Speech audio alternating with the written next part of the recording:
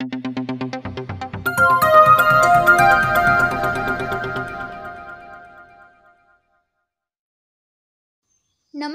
Bharat news 7 मध्ये आपल्या सर्वांचं स्वागत।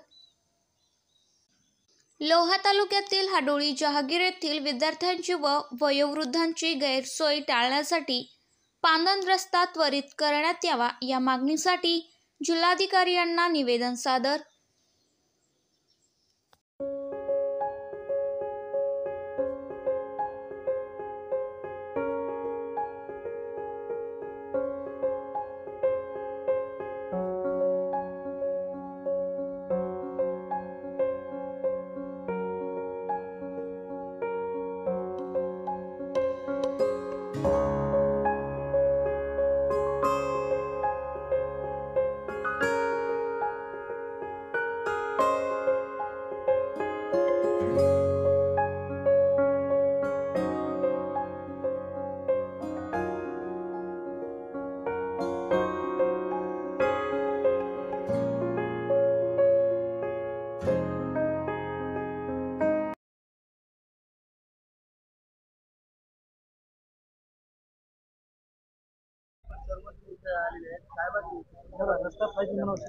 माझे नाव ज्ञानेश्वरी कोंडीबा राहेरकर। मी हाडोळी गावची आहे।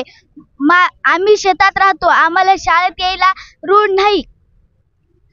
आम्हाला खूप त्रास होतो। खूप पूर येतो। जेव्हा पाऊस पडतो आम्हाला तेव्हा आमचे 15-15 दिवस शाळा बुडते। आमची जी इच्छा आहे आमची ती पूर्ण कशी होईल? आम्हाला ती पूर्ण करण्यासाठी आम्हाला रस्ता हवाय। तरी खूप लहान लहान लेकरं आहेत। आम्हाला जायला खूप त्रास व्हायलाय। 13-12 खूप पोलीस व तहसीलदार आले आहेत। आम्हाला रस्ता होऊ देत नाहीत का? आज आपण समस्त गावकरी जिल्हाधिकारी कार्यालयामध्ये आले आहोत। कोणती मागणी कोणत्या मागणीच्या अनुषंगाने आपण इथे आलो? काय मागणी आहे? सर, मी राजू रामकिसन राहेरकर, हाडोळी जहागीर, तालुका लोहा, जिल्हा नांदेड येथील रहिवासी आहे। सर, आमची मागणी आहे, आमचा रस्ता जो आहे सर, तो रस्ता अडविण्यात आलेला आहे सर, आणि आम्हाला 1 किलोमीटर नदीपात्रातूनच जावं लागते। 1 किलोमीटर नदीपात्र तर आहेच आहे, पण सर असा चिखल आहे की तिथपर्यंत जाणं सुद्धा शक्य नाही सर। आणि लहान लहान बालकं सर, रामवाडी, सलगरवाडी हे शेतातून शिनी गावाकडे जिल्हा परिषद शाळा आहे, माणिक आदर्श विद्यालय आहे सर, तिथे शाळेसाठी येतात सर, पण त्यांना थोडं जरी पाणी आलं नदीला तर त्यांची शाळा बंदच होते सर।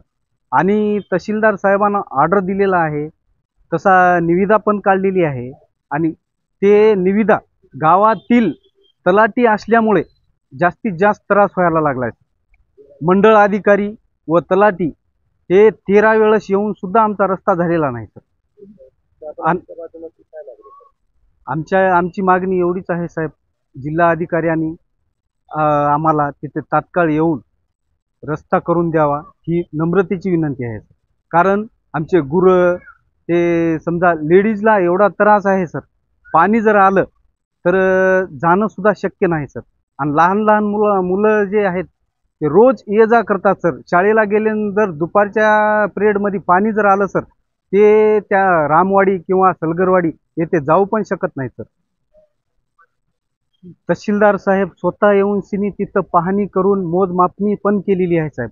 तिथं 5 एकर रान सुद्धा काढलेलं आहे, खुटं कायम केलेले आहेत, तरी सुद्धा प्रशासन हे केवळ आणि केवळ एक तलाठी आहे साहेब। आमच्या गावातील तलाठी असल्यामुळं हे सर्व प्रकार होत आहे साहेब।